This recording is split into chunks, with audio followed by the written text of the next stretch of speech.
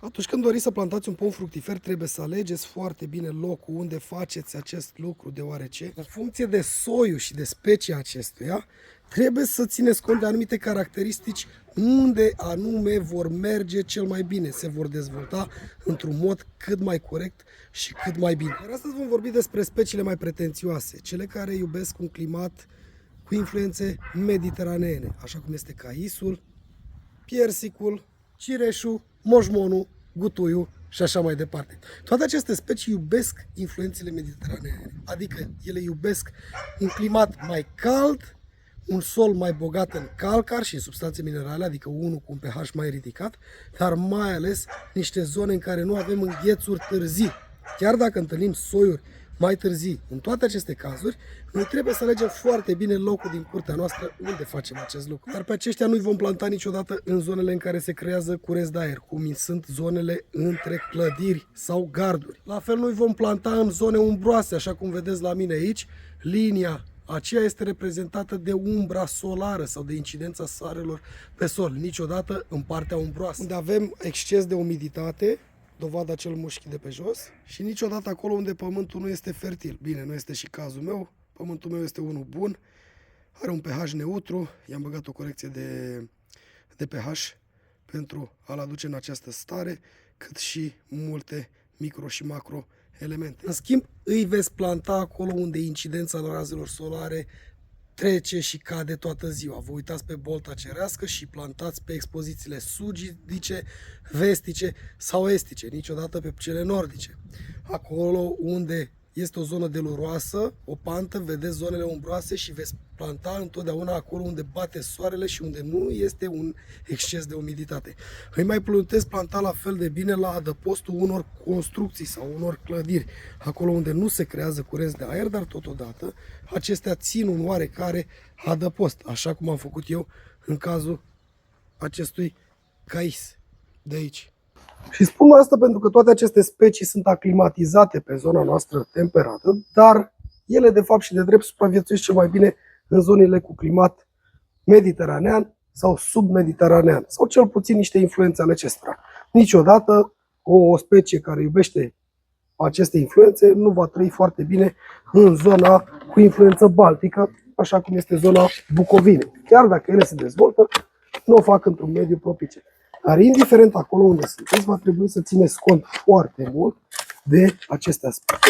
Și atunci când vă plantați pomii, alegeți locuri însorite, aduceți amendamente bazate pe o concentrație mai mare de calcar și de magneziu, puneți-le în locuri cele mai însorite și în locuri ferite de curenți și de alte intemperii, acolo unde bate ploaia, așa cum se spune la noi, sau acolo unde sunt vânturi puternice. Iar pomii dumneavoastră vor rezista și se vor dezvolta într-un mod cât mai plăcut. După ce ați identificat zona de plantare, în cazul meu, acolo unde locuiesc un pom care provenea dintr-un soi care nu-mi satisfăcea pretențiile mele, nu rămâne decât să săpați groapa, așa cum v-am spus în celelalte videoclipuri. Mare atenție! Groapa puteți să o duceți pe lățime cât vreți dumneavoastră în funcție de rădăcinile pomului. În adâncime nu vă duceți mai mult de 35 de centimetri acolo unde este stratul de humus, adică acel strat de pământ fertil din suprafață care poate susține pomul, care e îmbogățit cu substanțe nutritive. Acolo este bogăția lui, în primii 35 de centimetri. După aceea vin numai tâmpenii, iar rădăcinile pomului noastre se vor sufoca.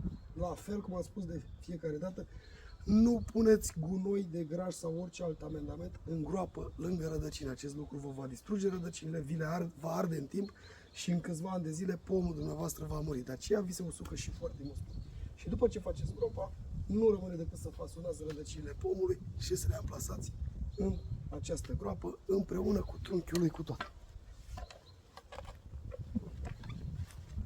Un piersic de iulie, pe portator altoi de microblan, familia Prunus persica, iar soiul este unul cardinal. Maturează în iulie. Este un soi târziu.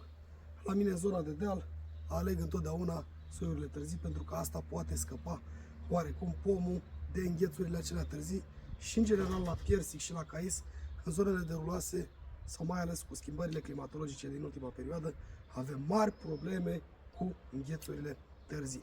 Este pe eticheta albastră, este certificat din punct de vedere fitosanitar atât al solului, acolo unde a crescut, cât și al portaltoiului, cât și al toiului. Iar singurul lucru pe care trebuie să mai fac va fi să fasonez aceste rădăcini până găsesc o zonă albă, să văd că ele sunt vii, că sunt sănătoase. Da? După care îl pun în pământ. Nu fac nicio mocirlire, nu fac absolut nimica, folosesc apă. Apa va scoate tot aerul din acest pământ. Voi repeta procesul odată la 2-3 zile, ținând cont de prognoza meteo, adică dacă sunt înghețuri mai mari de -3, nu din ziua respectivă. Și cam asta este totul. Poziționez acest piersic în groapă. Mă uit să văd dacă intră rădăcinile, se pare că trebuie să mai lărgesc puțin.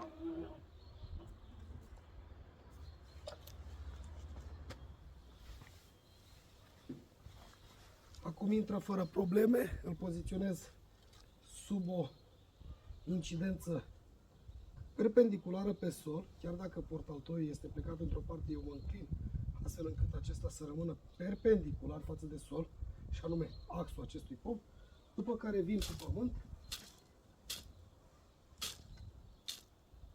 și astup primul strat din rădăcina acestea. Eticheta nu mai avem nevoie de ea, am mai spus.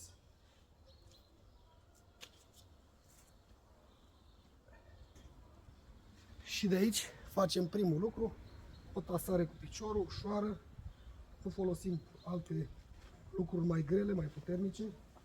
Nu ne interesează să avem un pământ foarte tasat, pentru că astfel am lezat rădăcinile. Ne uităm ca acesta să fie perpendicular și continuăm în stratul procesul de astupare.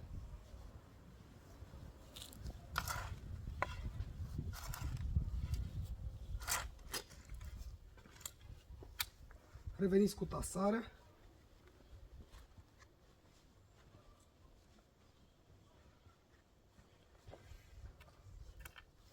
După care continuați până ajungeți la rasul pământului. A ajuns o ceapă, pe acolo nu e problemă. Această apă o voi adăuga ușor, încet. Are rolul de a-mi scoate tot aerul din groapă, ca acesta să nu mai aibă contact cu rădăcinile, să poată oxida. Și voi face acest lucru până bălțește oarecum la suprafață.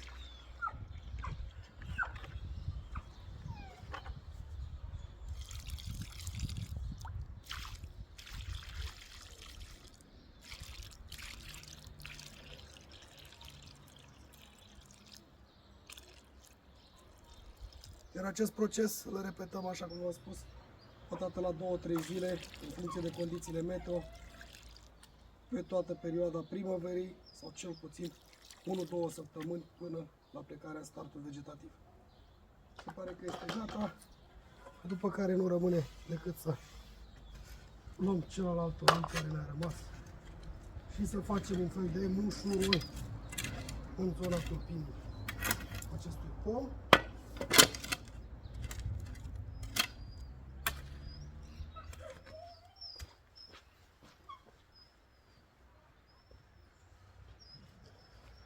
După care vom adăuga îngrășământ. În cazul de față eu folosesc îngrășământul meu, este un îngrășământ dezvoltat de mine, poate ați mai văzut în alte materiale, l-am testat foarte mulți ani, dă un randament foarte bun, nu vă pot da rețeta deoarece vreau să-l patentez, vreau să-l înregistrez la OSIM, în schimb ceea ce vă pot spune este că are toate substanțele nutritive necesare dezvoltării oricărei plante, pom, floare, plantă leguminoasă, orice plantă. În schimb, la aceste specii mediteraneene care iubesc mai mult un adaos de calcar și magneziu, acest îngrășământ fiind foarte bogat în asta, nu-i voi mai pune 1 kg, ci voi mări doza, voi pune 1,5 kg. Eu îl răsfir foarte ușor în jurul pomului, nu mă deranjează că atinge trunchiul, dar dacă dumneavoastră folosiți gunoi de grajd sau orice alt tip de îngrășământ, nu atingeți turpina pomului, că acesta poate să ardă și să deterioreze coaja, respectiv stratul cambiat. acest lucru va duce la moartea pomilor dumneavoastră. Și iarăși vă întrebați, mi s-a uscat pomul și nu știu de ce. Aceasta este toată tehnologia de plantare. Cei care n-ați văzut tehnologii complete, priviți materialele mele anterioare și astfel pomii noștri vor trăi și vor supraviețui. Perioada de plantare a acestor specii de tip mediteranean este bine să fie făcută în toamnă, jumătatea lunii octombrie, pentru că ele intră în repaus vegetativ mult mai devreme decât celelalte specii, cum ar fi mărul, cum ar fi prunul sau celelalte. În schimb, ele se opresc din ciclu vegetativ undeva la sfârșitul lunii august, începutul lunii septembrie. De fapt, se pot planta și în perioada de primăvară, dar cu o singură condiție. Nu vom veni să facem scurtări. În mod normal, eu ar trebui să scurtez acest lăstar. Îl voi lăsa până undeva la data de 20-25 martie și atunci voi veni și voi face secționare și lui și fratelui lui.